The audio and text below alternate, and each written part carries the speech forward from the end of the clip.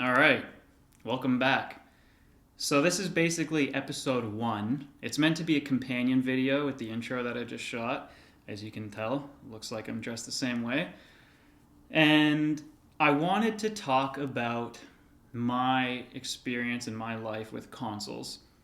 I figure anything else, keeping it broad, is just going to take too long to tell. I want to keep this kind of brief.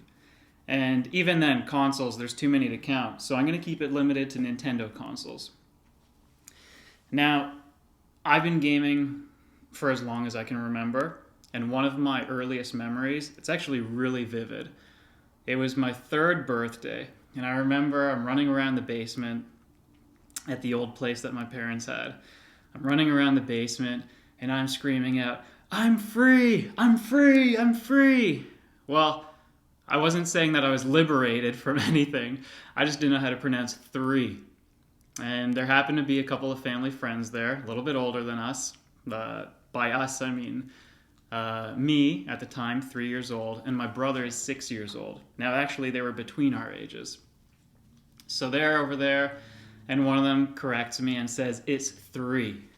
All right.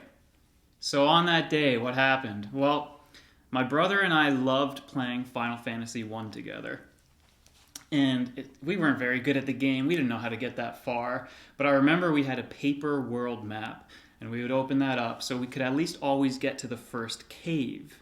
And we could do maybe 20 minutes of progress in the game. Probably not very much more. Well, it felt like leading up to that day, we had been further than we'd ever gotten before. Unfortunately, on that day, some tragedy struck because those same people who taught me how to correctly pronounce 3, and there goes Leo now, he's shaking the camera again. Those same people deleted our save and started a new game. And I think back then I didn't even know what anger was. I was just really upset because that was not a good birthday present. Obviously, looking back, it's not like we even did very much in Final Fantasy. We would always just restart the game, have different parties, but I feel like we were the furthest we'd ever been back then. So losing that save was a bit of a tragedy.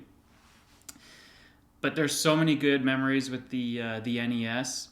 And I've talked to my parents about this before. How did we even have an NES? Like, who played video games back then?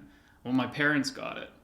And that's going to be another story for another time. Hopefully I can get a more detailed account of what happened with them getting into games. On that note, I kind of remember hearing, actually, my dad was a bit of a pinball whiz, so maybe there's some gaming genes that I inherited or something. But yeah, the NES, so many good times. Nights when the whole family would be gathered around. My mom was really into Tetris at the time, and she was really good at it too. I would try to learn Tetris with her, but I would spend most of my time watching her play and being better than me. With my dad, my siblings, and I, we would play Super Mario Bros. 3 the most. And, using the Game Genie, putting in codes for extra lives. Really good times, but not being able to beat the game that quickly. I don't know if anyone could beat it in one sitting back then. So we would have to just turn off the TV, leave the console on, and we would get back to it the next day. But somehow, around 3 years old, I'm playing on an NES, and I think that just goes to show you can have a really early start on video games and still have a knack for them, still learn about them. Anyways, points for another time. So the Super Nintendo, my family didn't actually own it. Whenever we would visit my aunt and uncle, that's where I would get to play Super Nintendo. I can't remember very many games for it, though. I think the one I played the most was Mario Paint and the Fly Swatter game, just doodling in there, putting stamps in there. The Music Maker was a ton of fun, but whatever, it's just me goofing around. Afterwards, a few years later, it's hard to remember exactly what age I was back then. Around 8 years old, I think that's when I got a Game Boy Color and Pokemon. But this is about consoles, not handhelds. Around the same time, my family would have gotten the Nintendo 64. And this was a really big deal because this was finally our first console, my brother, my sister, and I. And I have it here. Unfortunately, it doesn't work anymore. I don't know what's wrong with it. I mean, God, if anyone is in Toronto or knows of a repair place for old consoles in Toronto, this is a long shot, but you could leave that in the comments and I'll look into it. The memories I have with this thing are priceless. So to pay to get it repaired is definitely something that I would do. I've got my box of games here, and some other time I'm going to be showing my boxes of old games, the things that are still in my parents' basement, the things that I brought here to my apartment. I've got this was an uncommon game. I don't remember anyone talking about this as a kid, but as I've gotten older, I've seen people talk about Chameleon Twist. Not one of my favorite games, but just a unique game. Donkey Kong 64, one that my brother and I loved. I don't know why this game gets so much hate online, or at least so many mixed reviews. I only have amazing memories with it, and I would love to be able to replay this. Again, not my favorite game, but it's definitely up there. And back then, oh man, one of the best things, aside from the box art being incredible, and the different pack-in slips and different things that would come with them, the strategy guides. The Nintendo 64, I remember, this is when strategy guide collecting for my friends really became a big deal. You can't see what games these are. Bomberman, Doom 64, which I was actually too afraid to play, and I haven't gone back to it since I was a kid, but I owe it to myself to beat this game. I owe it to myself to beat every game that I own. Perfect Dark was a favorite game of ours. Pokemon Snap was a favorite game of ours.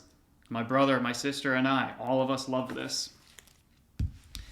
Majora's Mask. I'll have to talk about this in another video. Easily one of my favorite games of all time. And Ocarina of Time. And there's so many good stories with this one. I mean, my whole family, my mom wouldn't play, but my dad and my siblings, we would play Perfect Dark together. And we didn't actually have GoldenEye. That was one that I would play at friends or at my aunt and uncle, because they had a Nintendo 64 too. And at the time, my cousin would have been a young kid. She didn't really play games on consoles though, but my uncle would still play. So I would go over there and I'd play Star Fox, I would play GoldenEye. But at our house, we had Perfect Dark. That was my FPS as a kid. And man, I got good at that game. Playing that game and leveling up to be able to battle different bots. Like, I don't know what the highest difficulty bot was called. Maybe it was Insane Bot or something like that. But I eventually worked my way up to be able to beat those bots. That was amazing. Kirby 64, the Crystal Shards. My sister loved that game. Really great memory also. Christmas one year, we had a little tradition. And I actually want to tell this story around Christmas so I can have the setup and everything. But whatever. I'll just give a little teaser. At Christmas, we had a tradition where we could open a gift on Christmas Eve. And my parents were always in on it with, oh, well, maybe you want to open this gift, guys. And one year when we opened Majora's Mask, I had maybe 40 minutes to play it before bed. And I was just exploring Clocktown, having a good time there. I go to bed. I wake up, and my brother had been playing it for about half the night, and he is hours into the game. He's already gone through Termina Field. He was probably in the swamp already. It was just so much fun, though, comparing my progress to his, and I would watch him play, and I would have an idea of what to do when I got to a different point in the game. Really good times on the Nintendo 64. Maybe it's my favorite console of all time. But another one that's in really close competition is here behind me, my Gamecube. Similarly, but now in my teenage years, had a great time with Zelda, so it would have been Wind Waker. But we even had the bonus discs for Master Quest and Ocarina of Time on the Gamecube. Had a lot of fun with those. One of my favorite games of all time, Tales of Symphonia. And that game, if it wasn't Final Fantasy, then it would have been Tales of Symphonia that really got me into Japanese RPGs. Custom Robo is a game that does not get talked about enough, but that game was incredible. And I even have really great fond memories of playing Nightfire with a buddy, which, you know, I'll have to revisit that game at some point, even call him up. Maybe some friends can make some appearances on these episodes. We'd play Nightfire together during the summer. We played a lot of Melee together, and Melee even lasted into my high school years. We even played Tales of Symphonia together, where one of us would control one of the mages and just be casting spells or something like that. Hey, good boy. Now, I can tell I'm already getting a little long-winded with this video, and I want to wrap it up as we get into the Wii timeline.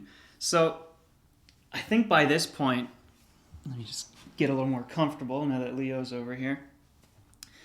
By this point, I'd been spending a lot of time playing 360, which I'll have to talk about another time since this is about Nintendo consoles. But I went from the 360 FPS to university, and in university, I guess just hitting those later teenage years, I'd already decided in my head that, I'm going to leave consoles behind. It's not worth the money, you know, to be spending money on like $60 games or whatever they were at the time. So I thought, with a PC and with Steam, I could continue my collection, and it would be cheaper in the long run. My family, for whatever reason, I don't know, they saw the Wii and they really liked it, I guess, because we have a Wii balance board and we have Rock Band. We have all these things I didn't even ask for. I was content skipping the Wii and skipping consoles for however many years. But I have it. I played it. Skyward Sword, Metroid Prime 3. I'm glad to have it. And I should actually set it up here so I could do the backwards compatibility with the Gamecube. And I have some better cables, composite cables for my Wii. So maybe it'll make my Gamecube games look better. But anyways, moved on to PC. And then so many years later, I don't know, a decade later or something, seeing the Switch. Yeah, it was nearly a full decade later, 8 years. I see the Switch coming out, and it looks really exciting. Oh, Leo's digging. And there's going to be Breath of the Wild, and I'm thinking, oh, what am I going to do? Am I going to buy a full-price console, full-price games again? Because I'd been so used to buying things on Steam sales. Hey, you stop your digging. Come on. Well, I have some very amazing friends, and I was lucky enough that they gifted me a used Switch one birthday with Breath of the Wild, a used copy. And that reignited console gaming for me. 250 hours or so in a couple of playthroughs of Breath of the Wild, one of them on Master Mode where I completed every shrine. I love that game. It's so good. Super Mario Maker 2, I had some time off from work and pretty much life in general where I had a little minor surgery last year back in March. Maybe it was even 2 years ago. No, last year. It was 2021 in March. And I was out of commission for a little while, so I was playing Super Mario Maker 2. And I just had fun making levels for my family to play. Or even if nobody played them beyond me, I just enjoyed making little worlds, levels that were appropriate to the environment. And since then, probably around Christmas of last year, of 2021, I don't know, something got into me where I just wanted to get back into console collecting and game collecting for physical. So I have a nice little Switch. All right, come on, out of the way. Ooh, shoo. So I've got a nice little Switch collection going on over here.